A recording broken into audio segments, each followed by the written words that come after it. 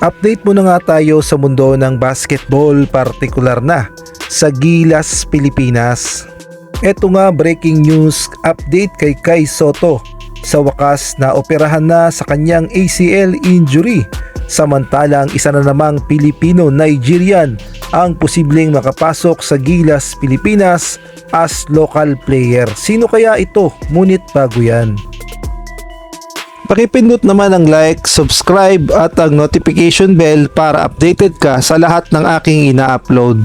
At kung gusto mong magpa-member sa aking channel ay pindutin mo lamang ang join at automatic ka na sa mga shoutout. Update muna nga tayo sa Gilas, Pilipinas. Alam nating lahat na pinaghahandaan na talaga ni Coach Tim Cone ang magiging laban ng Gilas, Pilipinas sa third window ng FIBA Asia Cup qualifiers. Ang bad news nga lang ay tuluyan talagang hindi makakapaglaro ang sentro ng Gilas, Pilipinas na si Kai Sotto sa February window at gayon na rin sa FIBA Asia Cup sa August, dahil ayon nga sa report ay talagang hindi na makakapaglaro si Kai Sotto at aabutin pa ng 9 to 12 months ang kanyang recovery. At good news dahil siya nga ay naoperahan na sa kanyang ACL injury. Kaya naman no Kai Sotto talaga ngayon para sa Gilas, Pilipinas sa FIBA Asia Cup.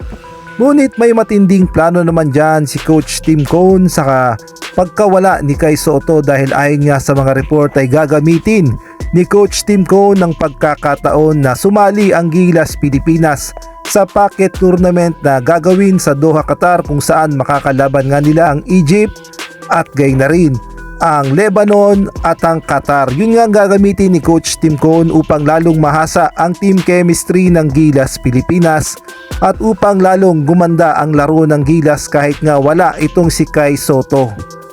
Magandang pagkakataon daw kasi ang packet tournament sa Qatar dahil paghahanda na ito sa FIBA Asia Cup 2025 na gaganapin sa Kingdom of Saudi Arabia, dahil alam naman nating lahat na hindi biro ang makakalaban ng Gilas, Pilipinas at syempre gusto rin umusad ng Gilas, Pilipinas sa FIBA World Cup 2027, kaya naman matinding laban talaga yan sa kanila.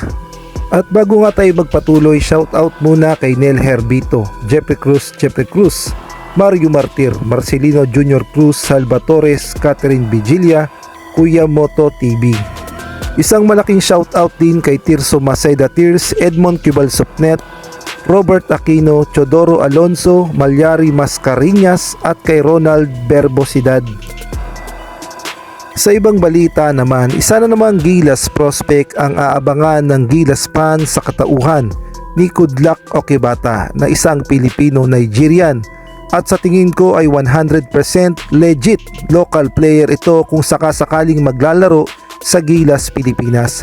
Sa ngayon nga ay naglalaro ito sa UE at naglaro na rin sa MPBL Junior Pabinyan Tatakjel at may height nga ito na 6'3" at may edad ng 14 years old at paniguradong tatangkad pa ito at pwede talagang maging local player sa Gilas, Pilipinas dahil sa tingin ko naman ay meron itong Filipino passport na kagaya na lamang ng kay AJ Edu. At sa mga nagtatanong naman kung gaano ba kagaling itong si Goodluck Okebata at kung pwede ba talaga siya sa Gilas, Pilipinas, kaya naman panoodin natin ang kanyang highlights.